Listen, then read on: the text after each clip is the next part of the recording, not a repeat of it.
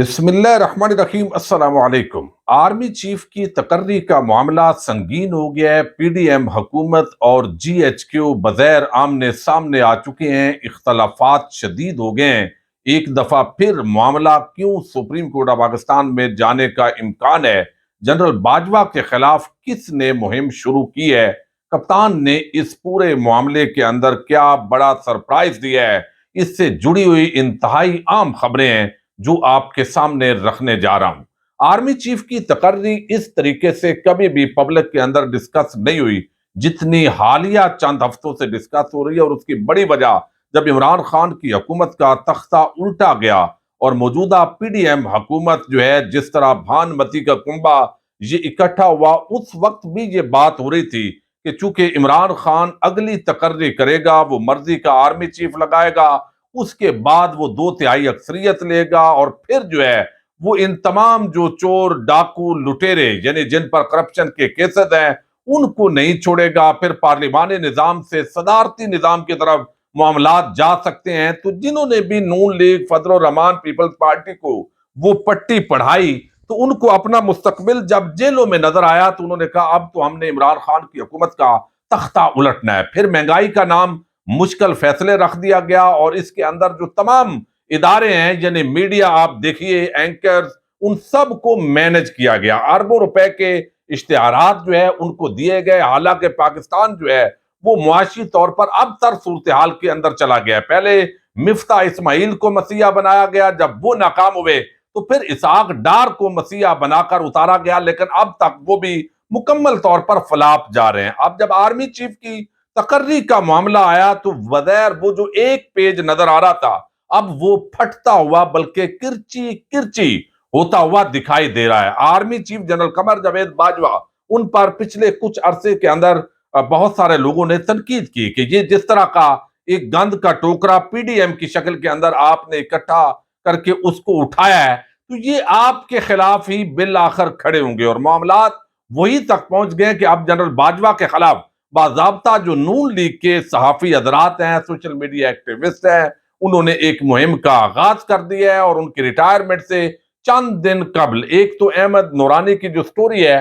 وہ ایک سیپریٹ معاملہ ہے، وہ سراسر جو صحافتی اقدار ہیں ان کے مطابق انہوں نے تحقیقاتی سٹوری دی ہے، اس کا جواب تو army chief general Qamar Javed Bajwa کو اور ان کے خاندان کو ضرور دینا چاہیے۔ لیکن ایک علیحدہ سے سوشل میڈیا مہم ان کے خلاف شروع کی گئی ہے، لیکن کپتان نے ان ہاتھیوں کی لڑائی کے اندر باضابطہ کہہ دیا ہے کہ ہم اس کے فریق نہیں ہیں۔ انہوں نے رہنماؤں کو ہدایات دی ہے کہ آرمی چیف کی تقرری کے معاملے پر کوئی سٹیٹمنٹ جاری نہیں کرنی، یہ جس طرح کر رہے ہیں ان کو بھگتنے دیں۔ یہ جو ٹولہ اس قوم پر مسلط کیا گیا، پاکستان کو مزید کھربوں روپے کا جو ہے وہ یہاں پر ان پر برڈن ڈالا گیا، جس طرح انہوں نے نیب ترامیم کے ذریعے چوری ڈکیٹی اپنی جو ہے وہ معاف کروائی، تو اب یہ پوری قوم کے سامنے یہ پورا تماشا آنا چاہیے۔ اب نواز شریف چونکہ وہ تقرری کا فیصلہ کر رہے ہیں بظاہر، اور وہ شاید یہ کہنا ہے، ذرائع دعویٰ کر رہے ہیں کہ کسی ایک نام پر وہ اڑ گئے ہیں اور ادارہ نہیں چاہتا کہ آگے کوئی تنازعات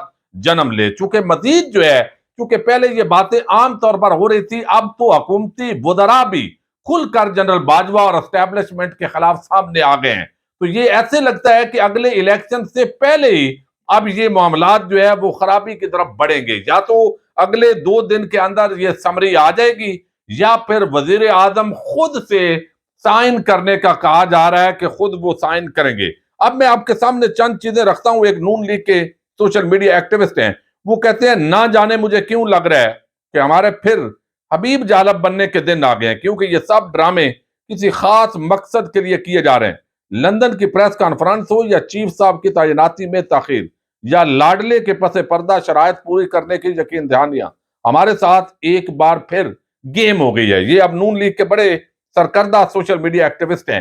لیکن اب یہاں پر جو رات کو نون لیگ کے جو وزراء ہیں انہوں نے جو میڈیا ٹاک کی ہے، جو انٹرویوز دیے ہیں، اس سے اندازہ ہوتا ہے کہ حالات بڑے سنگین ہو گئے ہیں۔ یہ جو عمران خان کو بچھاڑنے لگے تھے اور ایک پیج کا ڈنڈورا پیٹ رہے تھے، اب یہ دوبارہ شہباز شریف ایک تو 24 تاریخ کو وہ ترکی روانہ ہو رہے ہیں، اور اس سے پہلے یہ فیصلہ ہوتا ہے نہیں ہوتا، 1-2 دن کا یہ بھی وزٹ ہوگا، تو 26 تک معاملات تو ویسے ہی جاتے دکھائی دے رہے ہیں۔ لیکن جو کل گفتگو کی گئی، رانا ثناءاللہ نے کہا کہ جنرل باجوہ سے مشاورت کی جائے گی سب سے، اور پھر نام اتفاق رائے سے لائے جائیں گے، لیکن ساتھ ہی وہ کہتے ہیں، انہوں نے تاثر دیا کہ جیسے جنرل باجوہ کسی ایک لیفٹیننٹ جنرل کے لیے لابنگ کر رہے ہیں۔ اب انہوں نے کہا کہ جنرل باجوہ کے لیے مناسب نہیں کہ وہ 5 نام بھیج کر الگ سے کسی ایک نام کے لیے لابنگ کریں۔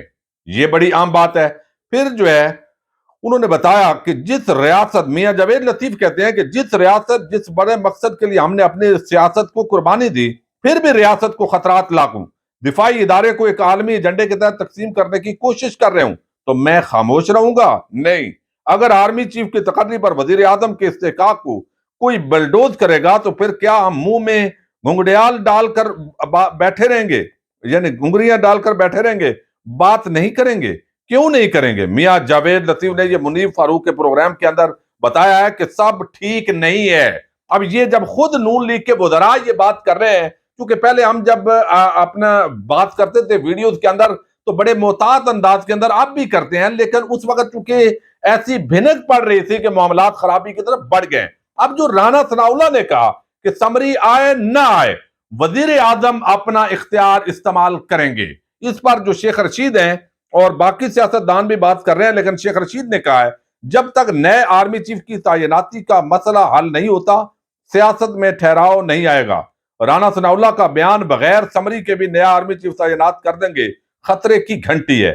وزیر داخلہ کے بیان سے واضح ہے سب اچھا نہیں، سب ایک پیج پہ نہیں ہے، خود ہی اثاثوں کے ریکارڈ کو لیک کرواتے ہیں، خود ہی تحقیقات کا حکم دیتے ہیں۔ یعنی army chief general Qamar Javed Bajwa کے خاندان کے جو اثاثے شیخ رشید کے بقول جو لیک کیے گئے ہیں، اور صحافی احمد نورانی اور فیکٹ فوکس نے اس پر جو سٹوری کی ہے وہ خود نواز شریف کی حکومت نے لیک کروائے ہیں تاکہ ان کے خلاف جو ہے وہ ماحول بنایا جائے۔ اب اس کی وجہ سے جو شہد خاقان عباسی ہیں انہوں نے بڑی عام بات کی ہے، یہ سابق وزیر اعظم بھی ہیں، اور یہاں پر انہوں نے کہا ہے، یہ بات بڑی عام ہے جو آپ کے سامنے رکھنی ضروری ہے، تو اس سے آپ اندازہ کیجئے کہ معاملات جو ہے وہ کہاں تک جو ہے وہ سنجیدہ ہوتے دکھائی دے رہے ہیں۔ وہ کہتے ہیں کہ وزیر اعظم آج خود نوٹس لے سکتے ہیں، لیکن وزیر اعظم کے ایکشن لینے سے تقرری کے عمل میں ابہام پیدا ہو جائے گا۔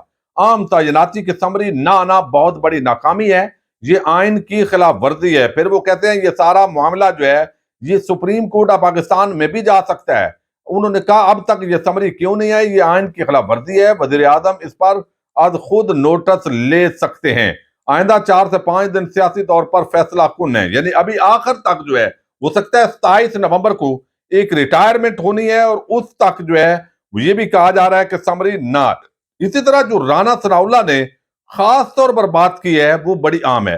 اس کے اندر انہوں نے کہا جی یہ آپ دیکھیے، چونکہ حکومتی وزراء خود بتا رہے ہیں کہ ہمارے جی ایچ کیو کے ساتھ اس معاملے کے اندر اختلافات پیدا ہو گئے ہیں، ایک پیج پر نہیں ہے۔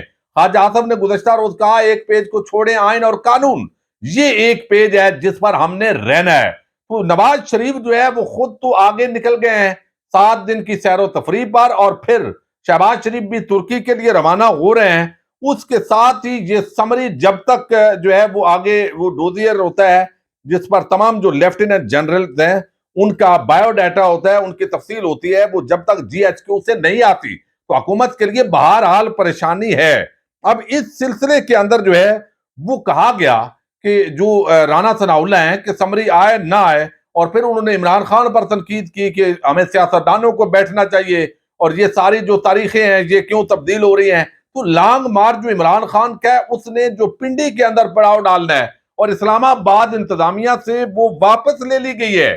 وہ تمام جو درخواست تھی کہ ہم نے اسلام آباد کے اندر آنا ہے، اس کی بڑی وجہ یہ ہے کہ عمران خان سمجھتے ہیں کہ اسلام آباد میں ایک کٹ پتلی حکومت بیٹھی ہوئی ہے، اور اس کٹ پتلی حکومت سے ہمارا کوئی تعلق نہیں ہے، ہم نے کیا مانگنا ہے، جو کچھ ہے وہ راول پنڈی کے اندر ہونا ہے، کیونکہ اسٹیبلشمنٹ نے عام کردار ان کے بقول جو ہے وہ ادا کیا ہے۔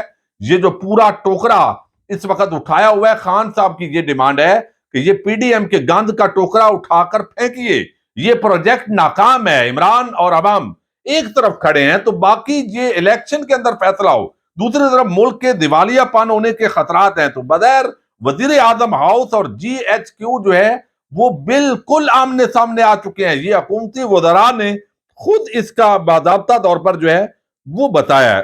اس کے ذریعے سے پتہ چل رہا ہے کہ خان نے تو کہا کہ کوئی بھی جو ہے کسی بھی فوجی جرنیل کے خلاف وہ مہم نہ چلائے، تاکہ یہ چونکہ اب نون لیگ والے جو ہے وہ خود اگلے بیانیے پر آنے کی بات کر رہے ہیں.